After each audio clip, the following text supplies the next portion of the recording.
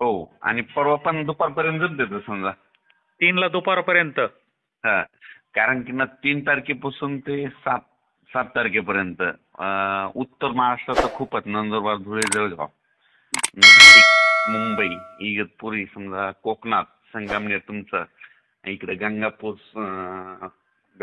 कन्नड, सिल्लोड, जळगाव जिल्हा, त्याच्यानंतर तुमचा संभाजीनगर, नगर जिल्हा, तुमचा नेमका पुणतांबा, बर. शिर्डी, कोपरगाव, राहुरी, पुणे ह्या पट्ट्यामध्ये जरा जास्त पाऊस येणार आहे 3 ते 7चा. तर आज 1 तारीख आहे, आज तर काही वाटत नाही म्हणजे एकदम कडक ऊन आहे. हा आज आणि उद्याचे दिवस ऊन राहील ना, वारं सुटेल बघा आज, म्हणजे एक कल्पना म्हणून सांगतो, नुसतं वारं येईल आज. आजपासून वारा चालू होईल का? हो आज आज आणि उद्या दिवस वारं चाललं. आणि 3ला संध्याकाळी पाऊस का मग? हो 3 ते 7. कसा असेल बरं पाऊस? थोडाफार? नाही नाही चांगला वाटेल की पावसाळा सुरू झाला का काय असं वाटेल, कारण की मुंबईला सुद्धा पाऊस सुरू होणार आहे. आणि आमच्याकडे पण होईल.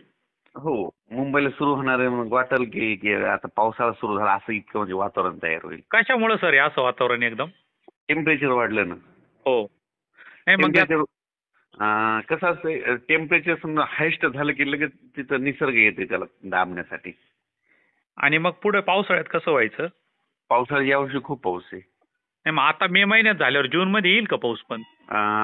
मे महिन्यात जरी झाला तरी पुढच्या वर्षी यावर्षी होणार आहे, 2025 चांगलाच होणार. यावर्षी पुरेपूर मान्सून येणार आहे शॉर्टकट. साधारणतः जूनच्या पहिल्या आठवड्यात. नाही काय होईल 15-16च्या दरम्यान येईल, त्याच्यावर कापसाच्या लागवडी होतील. बर बर बर. काही ठिकाणी येईल 6-7च्या दरम्यान बी येईल, तिथं होईल. पण मग पेरणी मात्र शेवटच्या आठवड्यात होईल जूनच्या. आणि हा परवाचा जो तुम्ही 3 तारखेपासून 7 मेचा जो पाऊस आहे, हा सर्व दूर म्हणजे होईलच का पण? हे तुम्हाला जितकी गावं